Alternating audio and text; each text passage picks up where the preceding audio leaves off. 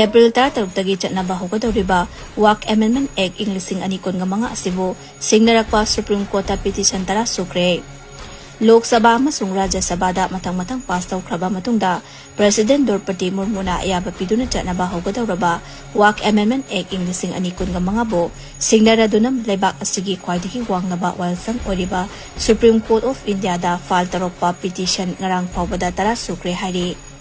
Petition sing asigi manungda hojik AIMIM gi Lok Sabha gi MP su oriba Asad Owaisina Mangzul Thaba petitioner oina court asida ek asi chatnaba yaroi haibagi maram sing piraduna petition file tawrukibani